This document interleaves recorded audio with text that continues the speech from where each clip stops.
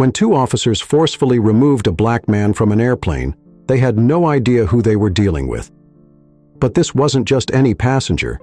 It was a highly trained black Secret Service agent, and what happened next shocked everyone on board. Agent Victor settled into his seat on the commercial flight, his expression neutral, but his senses sharp, alert to his surroundings. A skilled Secret Service agent assigned to high-level officials, he had been selected to covertly protect the president, who would be boarding shortly. Dressed in plain clothes to avoid drawing attention, Victor kept his focus on his duty, discreetly monitoring the aisle and passengers boarding. He adjusted his posture slightly to conceal the holstered firearm strapped to his leg, a standard precaution for agents even on commercial flights. As the plane filled with passengers, two police officers, Officer Hugo and Officer Miles, entered and made their way down the aisle. Their eyes moved over each face, scanning the cabin as they walked to their seats. When they saw Victor, a young black man sitting alone, their gazes lingered, curiosity shifting quickly into scrutiny. They exchanged glances, eyebrows raised as they took in his appearance and demeanor, each silently feeding into the other's unspoken suspicions. The officers, both uniformed and seated only a few rows behind Victor, continued to observe him, growing increasingly unsettled. To them, something didn't feel right. Something they couldn't understand why a black man, especially one with an air of quiet authority, was seated on a plane with the president about to board. Their suspicion began to grow, overshadowing any logical explanation, and they leaned into their assumptions, thinking it unlikely he had any legitimate reason to be there.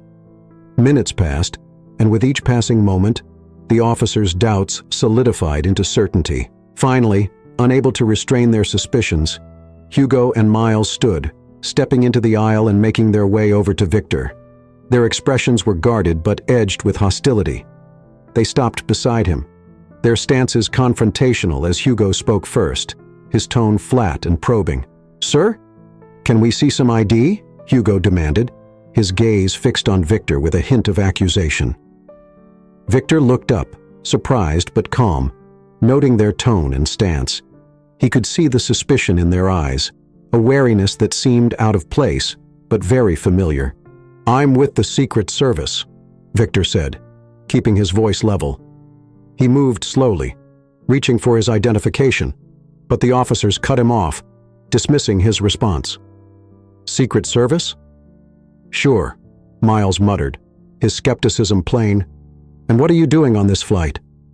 "I'm here on official business," Victor answered simply, hoping to diffuse the tension.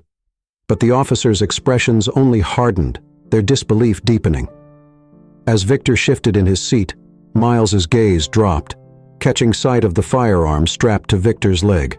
His eyes widened in alarm, and he immediately drew back, his hand moving to his own holstered weapon. "He's got a gun," Miles yelled, his voice carrying through the cabin. "Everyone stay calm. This man is a threat." The announcement sent a ripple of panic through the passengers, who began murmuring nervously and glancing at each other in alarm. Before Victor could respond, both officers drew their guns, aiming them directly at him. "Get down on the ground," Hugo shouted, his tone commanding. Passengers gasped, some ducking instinctively while others stared wide-eyed at the unfolding scene. Victor raised his hand slowly, his voice steady but urgent as he tried to explain. "Please, let me clarify. I'm authorized to carry this weapon. I'm here on duty," he said, meeting their eyes, hoping reason would break through their hostility. But his words fell on deaf ears.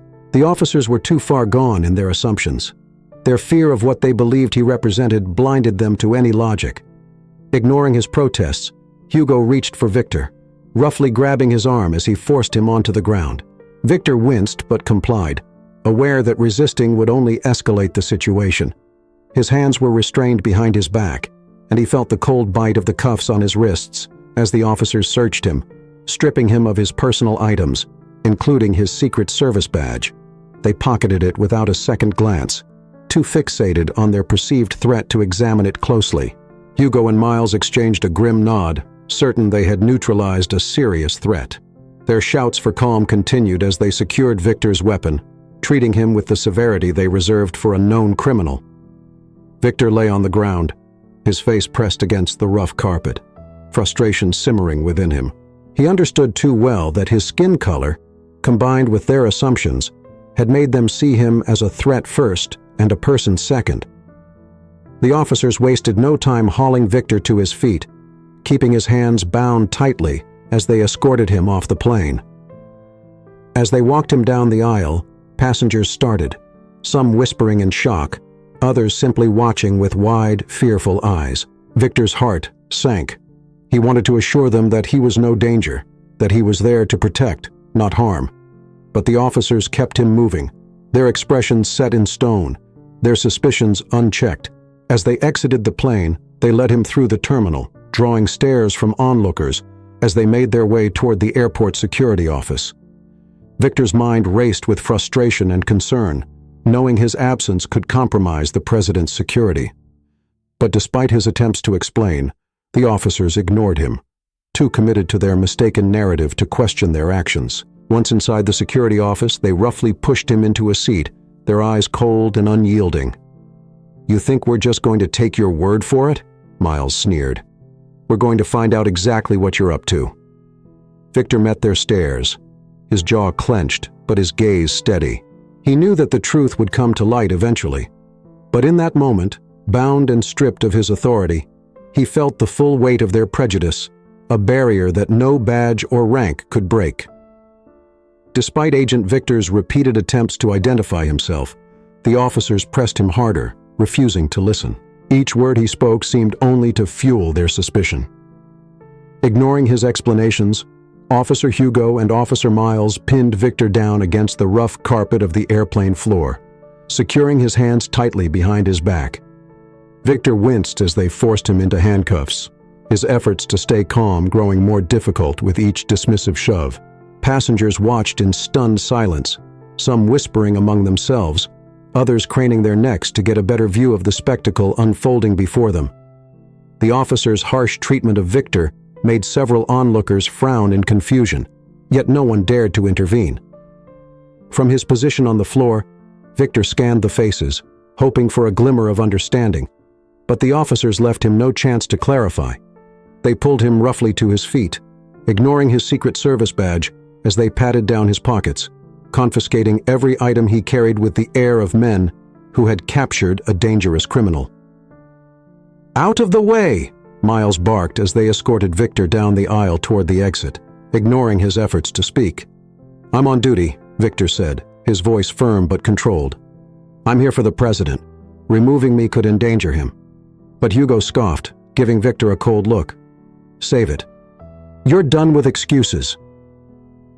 In a few swift steps, the officers had removed Victor from the plane and began guiding him through the airport terminal, holding his arms tightly on either side. Victor could feel the weight of onlookers' stares, a blend of surprise and unease as they passed by. His frustration simmered beneath his calm expression, the reality of his situation becoming all too clear.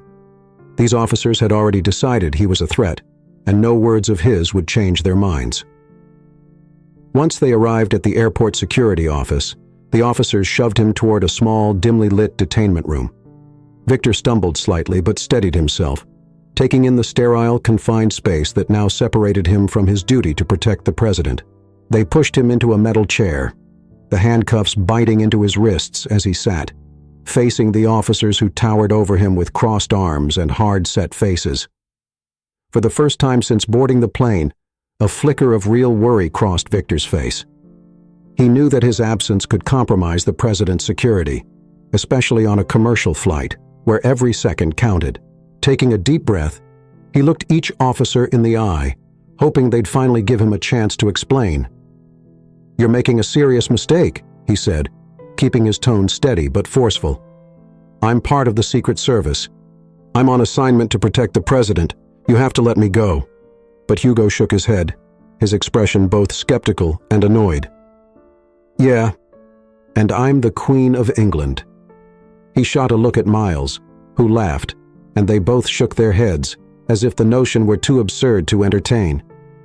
"You don't believe me," Victor said, his patience beginning to wear thin. "But I'm telling you, removing me from my post could put the president at risk." Miles rolled his eyes, crossing his arms tighter. Right. And I suppose that's why you were armed, sneaking around on that plane, waiting for the right moment to cause chaos. Victor's jaw tightened, but he forced himself to stay calm. My weapon is part of my official duty. I'm legally permitted to carry it as a protective detail. Miles's eyes narrowed. Enough with the lies, he snapped. We know a cover story when we hear one. Now let's get to the truth. He took a step forward, folding his arms as he leveled his gaze at Victor. Who sent you? Who are you working with? Victor shook his head, his frustration rising. I'm not part of any group. I am exactly who I say I am, a Secret Service agent on duty. The officers ignored his explanation, continuing to probe with questions loaded with suspicion. How long have you been planning this? Hugo demanded, his voice thick with accusation. What was your endgame here?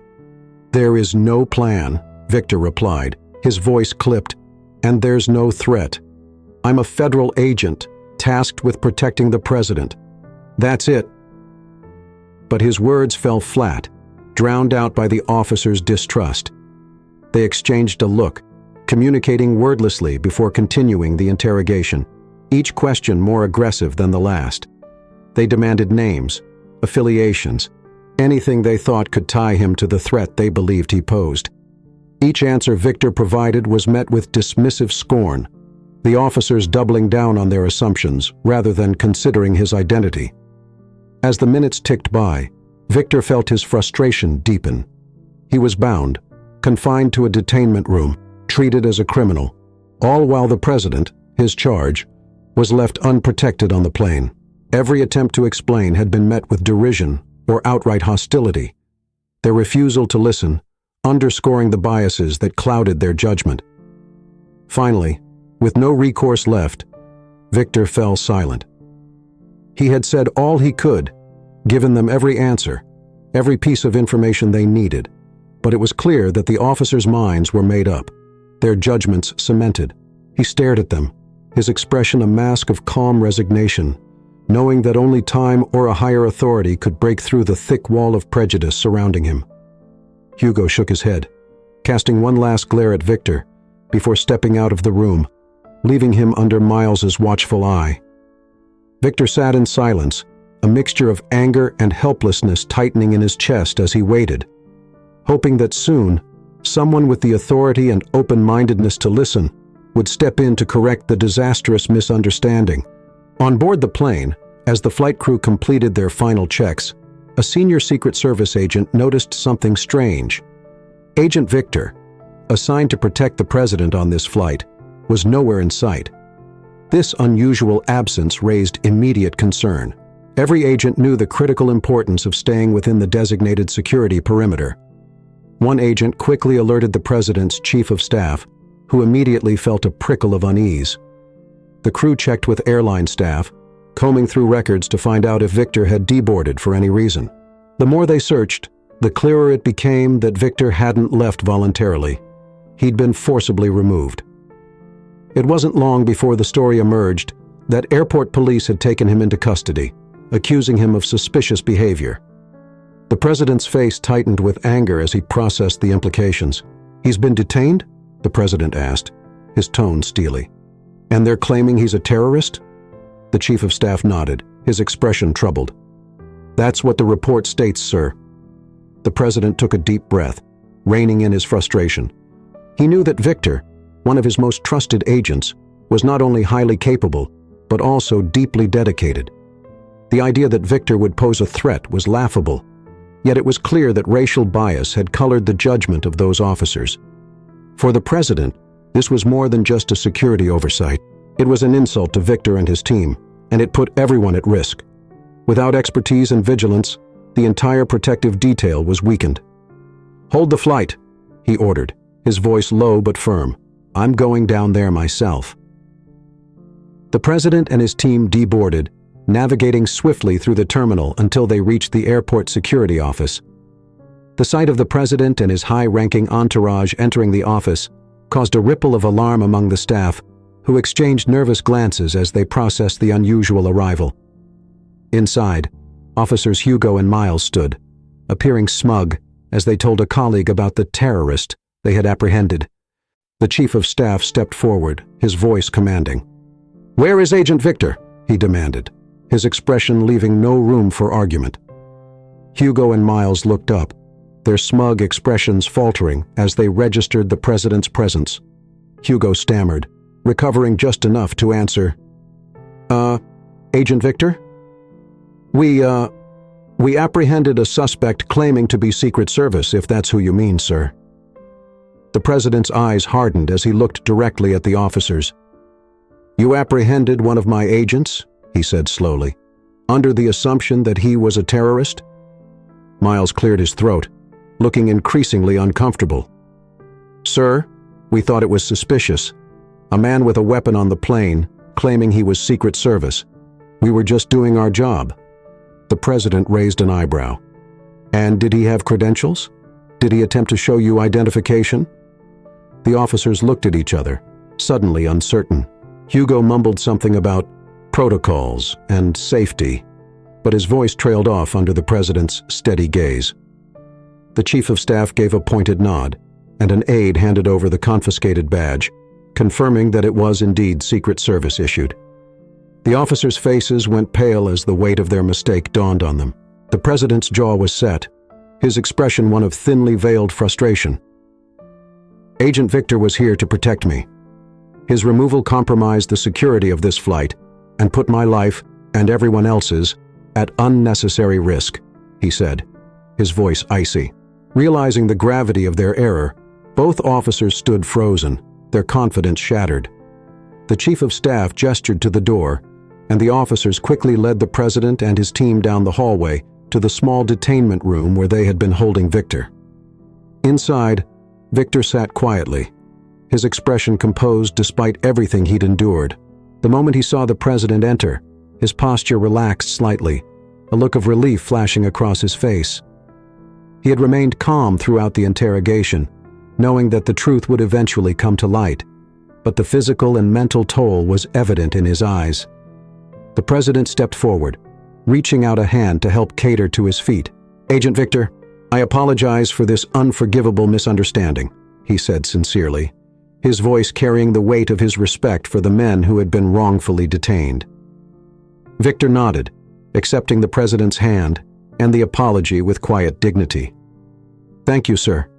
I appreciate you coming down here," he replied, though a trace of exhaustion lingered in his tone. Turning back to Hugo and Miles, the president gave them a look that spoke volumes. "You both owe Agent Victor a profound apology," he said, his voice cutting through the room like steel. "This type of racial profiling is not only wrong but dangerous. You judged him based on his appearance without giving him a chance to explain, and it nearly cost lives today." Hugo and Miles shifted uneasily, clearly embarrassed, but managed to mumble apologies. We're sorry, Agent Victor," Hugo said, his voice barely a whisper. We didn't know." Victor met their eyes, his expression steady. He nodded, accepting their apologies but also leaving no room for excuses. The president turned to the officers once more. "I hope this incident serves as a lesson. Racial profiling has no place here. It threatens lives and weakens the very security you claim to protect." With that, the president led Victor and his team back through the terminal. The officers remained standing, expressions a mixture of shame and disbelief as they absorbed the reality of their mistake. Victor walked alongside the president, his shoulders straight, his professionalism intact despite the humiliation he had endured. As they reboarded the plane, a quiet understanding passed between Victor and the president, a recognition of the obstacles they would continue to face, and a renewed commitment to the duty that bound them both. Once freed from the detainment room, Agent Victor stood before officers Hugo and Miles, his calm demeanor masking the frustration of the ordeal he had just endured. The officers' faces showed the unmistakable signs of shame, their confident expressions replaced by a mix of regret and discomfort as they fully realized the mistake they had made. Eyes downcast, they fumbled for words, barely able to meet his gaze. We're deeply sorry, Agent Victor," Hugo said finally, his voice subdued, the weight of his error evident in each word. Miles nodded beside him, his face equally remorseful. They both knew that they'd acted out of misplaced suspicion, allowing their biases to cloud their judgment and cause harm to a man who had been doing nothing more than his job, a job that, ironically, was to ensure the safety of the very people they thought they were protecting. Victor listened, his expression neutral, but his steady gaze left no doubt that he was taking in every word. After a long pause, he gave a small nod, accepting their apology but making it clear that forgiveness would not come without understanding. The tension in the room was palpable as he straightened, his tone measured and direct. "Thank you for your apology," he began, his voice calm yet firm. "But understand this, your assumptions, based solely on my appearance, nearly put the president's safety at risk. Racial profiling is not just wrong, it's dangerous. Today, it could have compromised a high-level security operation. Next time, it could cost lives." His words hung in the air, each one a clear reminder of the damage their prejudice could have caused. The officers winced slightly, as if feeling the sting of each pointed remark. Victor continued, his voice steady but unyielding. "As law enforcement officers, it's your responsibility to look beyond assumptions, to base your actions on evidence, not biases." The officers nodded, their heads lowering as the gravity of his words sank in. They understood, in that moment, that Victor's presence on that flight had been crucial, and that removing him had left a critical gap in the security detail. It wasn't simply about him, it was about a lapse in their own judgment that had led them to overlook what they should have prioritized. The president, standing nearby, spoke up, his tone resolute as he addressed the officers. "Victor is one of our best agents. His position isn't earned easily. It's earned through skill, dedication, and commitment. You didn't just wrong him today. You failed in your duty to exercise fair and unbiased judgment. Racial profiling and assumptions like yours have no place here or anywhere." Hugo and Miles nodded, each word from the president solidifying the lesson they had learned. They could feel the eyes of the entire room on them, each gaze a reminder of their serious misstep. The regret on their faces deepened as they exchanged a glance, the weight of their error pressing down on them. "We understand, sir," Miles managed to say, his voice barely above a whisper. "It won't happen again." Victor held their gaze, a subtle expression of strength in his calm demeanor. "Good," he replied simply, the single word carrying both warning and hope. The officers looked back at him with gratitude, visibly relieved that he was willing to give them a chance to reflect and learn from their actions. The president turned to Victor, placing a hand on his shoulder.